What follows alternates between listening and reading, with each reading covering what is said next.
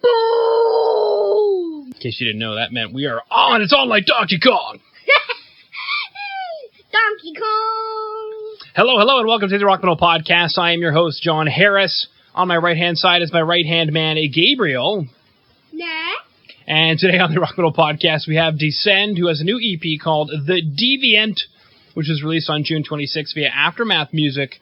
And right now I'm being joined by Alex to share some more information about what the boys have got going on, what they've been up to, what they're going to be doing. We're going to chat about a couple of tracks off of the EP. So, Alex, welcome to the show. Thanks, man. Thanks for having me. Absolutely. Great to have you on. Now, let's chat about this EP called The Deviant. And oddly enough, one of the tracks that we're going to chat about as well is called Lily. So is Lily the Deviant? Yeah, sort of. It's actually, first off, it's actually a full-length album. There's only 5 tracks, but it clocks in about 50 minutes. So it's a full length. But yeah, there is a lyrical concept around this character called Lily, which is sort of a deviant. Yeah. So that's pretty accurate. Okay. I apologize. I've offended you from all the way across the ocean. That's fine, man. To release a public statement to all of the people of Sweden. How do I say I'm sorry in Swedish? Oh, this is going to be bad. Jag ledsen. That's good. Yeah. Apology accepted. Perfect. And the way the girl says it on Google, it doesn't sound like anything to me. No. Jag ledsen. Anyway, moving on, before I descend into any further depravity. So something that you mentioned, Alex, was that there's a bit of a concept or a theme. We have a protagonist, it sounds like, to the album. So I guess let's just start with this track, Lily. Is this the story of our protagonist? Yeah, pretty much. I think I'm not sure, our singer Nima, he writes all the lyrics, so he's the brains behind the lyrical theme, but it's something that grew when we started writing the songs. And I actually, when I started writing Lily, I picked Lily as the working title for it, and then that working title got along all the way to the album. So that's pretty cool. But yeah, she's like some kind of female ghost that keeps people from getting their sleep when they die. Sort of. Okay. Stop people from getting their sleep when they die. Sounds really weird, but yeah. Goddamn suicide zombies. That was from another band, I think. There was a band from Latvia that they have a song title called Goddamn Suicide Zombies, and my wife and I chuckled about that for at least half an hour, and I invited them on the show just because of that. I don't even know if I really like their music, but just because of that. And yeah. So yeah, they kind of felt like one of those moments where like, okay, you're dead, but you can't sleep because there's a ghost. But aren't you a ghost at that point? I'm confused, Alex. What's going on? You need to listen to the lyrics very carefully. Exactly. And then you maybe will find out. Yeah. Very carefully. Perfect. Okay, so we got a female ghost that keeps people from getting their sleep when they die, which sounds absolutely terrible. But honestly, it was just you wrote the track or the music rather for the song and decided to call it Lily, and then it sounds like when you guys were actually working on it, it seems like Nima then turned it into. Yeah, he picked up that and got the general idea for the lyrics, and then he kept spinning on it, basically. Yeah. Okay, now I'm curious, because this album has some pretty long tracks on it. We've got the first track it's pretty short, and then we kind of get progressively longer with the last track, obviously being The Deviant, being the longest one. Was that an intention for the album? No, not really. I mean, we try to. Basically, we'll finish the tracks when we feel that they are finished. So we never really aim for making a long track or a short track. It's just that we start with maybe a riff. Someone writes a riff, and then we start to elaborate on that. and then maybe we feel that, okay, so this song needs maybe an acoustic part or something, and then it just keeps going, and then all of a sudden we're up to like a 10 or 12 minute long song, and yeah. And then why stop there? Yeah, exactly. No, so we never really decide when we start writing if it's going to be a short or a long song. Not really. Okay. Very cool. Now, one of the other tracks that we are going to be chatting about today is Blood Moon. I noticed there's 2 singles that have been released off of the album. One is obviously Lily, and the other one is Blood Moon. And it looks like the concept of the artwork appears to be a blood moon. And now, is that an emanation? Is that even a word? I got to look at that and see if it's even a word. Is that Lily inside the blood moon in front of? Yeah, it is. Okay. It is. Yeah. So basically, the cover is we work with an artist called Zivko Kondich, who I think we just found him on the internet and felt like he did really cool stuff, and we contacted him and like explained the general like concept of the album, and then he started making some sketches, and then we landed into this one, which is it says Blood Moon, and then there's Lily, and she's having this orchestra in front of her that she is like conducting. Is that a word? Yeah. Oh yeah. So yeah. So yeah, it's Lily and the Blood Moon. Wow. Okay.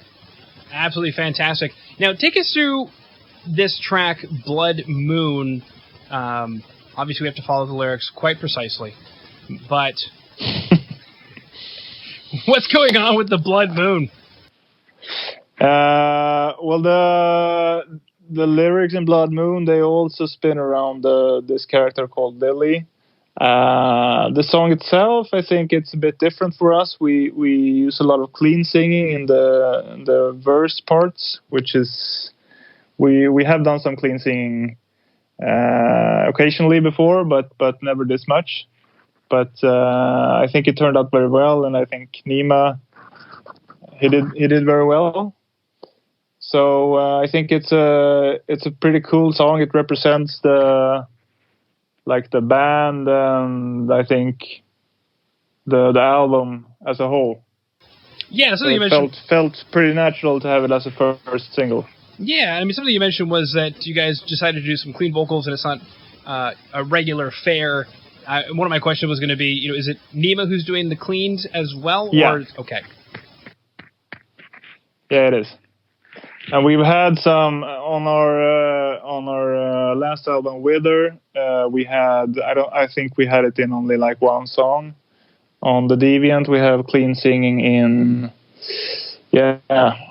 almost every track except the title track. Is that a large decision for you guys to do that? I think it felt natural. We had some parts that didn't really fit with growling vocals, and we felt like we wanted to try out some cool like vocal harmonies, and I think it turned out really well. Yeah, no, I would agree. I mean, the interesting thing is I'm not against clean vocals in metal, but I know some people kind of are for some reason, and I know that sometimes bands are like, we've got clean singing on the record. How do we talk about it? Like, I don't know. It's music, and if it fits, it fits, as long as it doesn't sound awful. Yeah. That's my opinion. Who needs to hear that? Groovy. Now, take us through a bit more of the orchestra. Speaking of orchestra, take us a bit more through the orchestration on the record, because as I've listened to it, I've noticed that there seems to be a few other instruments in there. Like in Lily, for example, in the beginning, is that like a pan flute or some kind of a whistle or flute of some kind? No, Lily's actually just guitars.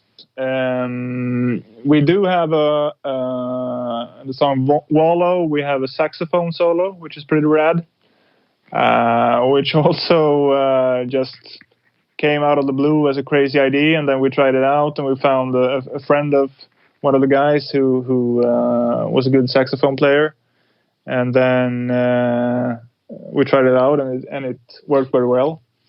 But other than that, I don't think there's so much.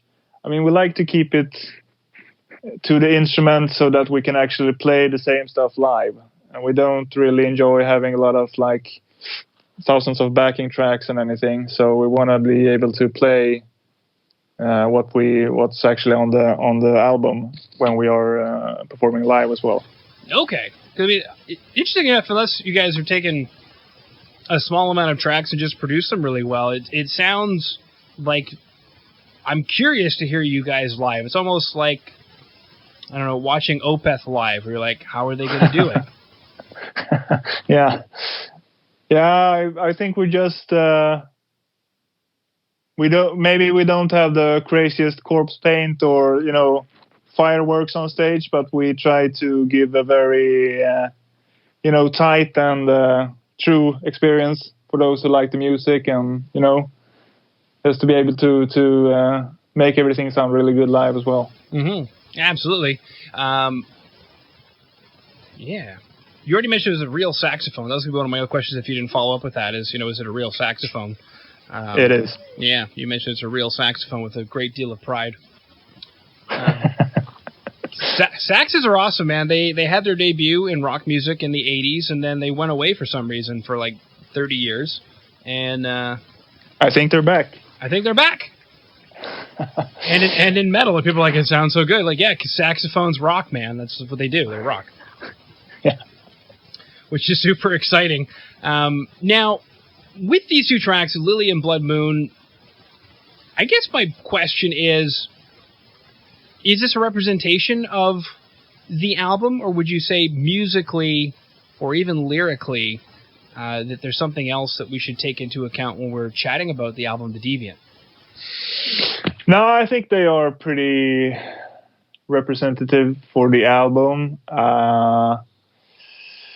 I mean, they are all pretty long tracks on the album. They all include clean singing, growl singing, acoustic parts. So I think, I mean, that's why we chose Blood Moon and Lily, because they are a good representation of the album.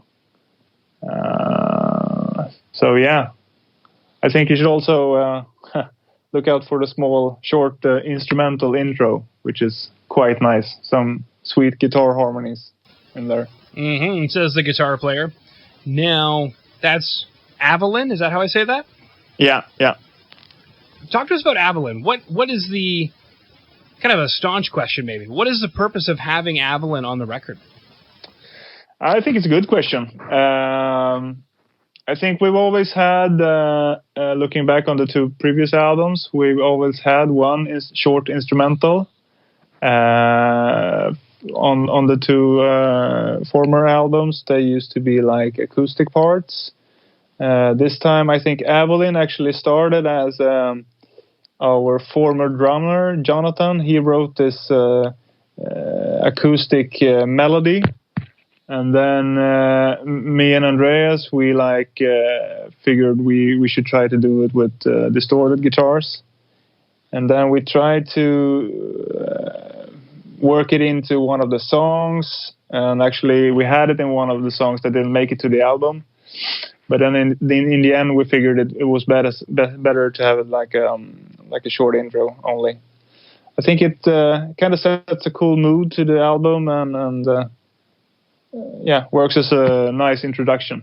Mm-hmm. I agree. I mean, interestingly enough, I think it would be cool if you guys had a bonus track where you did have the Grandpa's guitars. And then that would be cool. That way it's like, you have the acoustic version and then, the album version, because I'm listening to it, and are those 7 strings, or you just guys tuned down really low for the rhythms that are in the background? No, it's 6 strings, and we 2 down. Yeah, tuned down to Q sharp. No, it's actually just 1 step down. But the production is it's sharp. You don't need to tune down to A.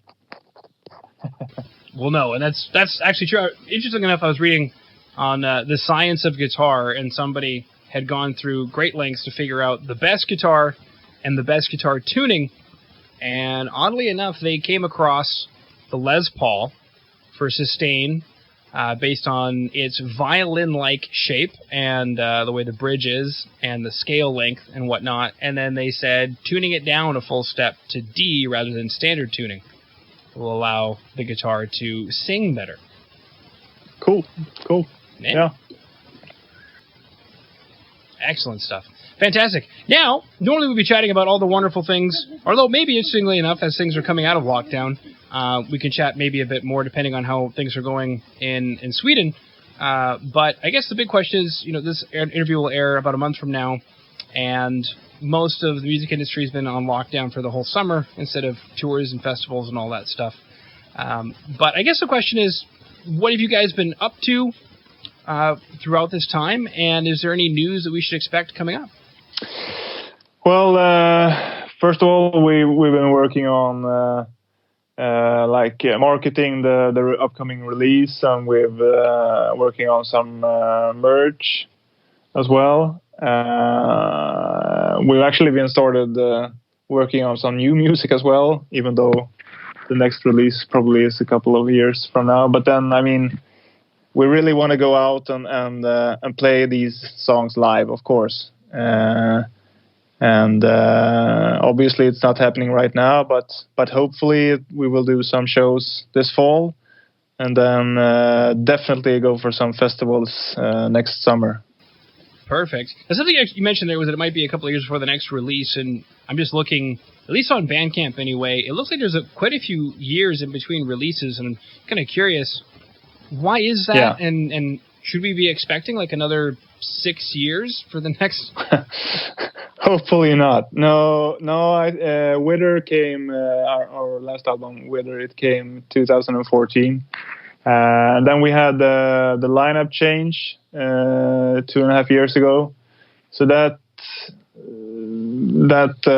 slowed things down a bit when our drummer and bass player decided to quit the band. Of course we had to find so we had to find the new guys, and then then we needed to finish the songs, and then we needed to find a studio. So yeah, it's been too many years between the albums, definitely. And some of the songs, I think Lily we started writing maybe 4 or 5 years ago, so it's taken a long time to finish the album, but hopefully the next one will be a bit quicker. Yeah, I also hope so. Those two, bass player and the drummer, when they get into cahoots with each other, bands need to find a new lineup change. It's terrible. Yeah. Got to keep an eye on your rhythm section.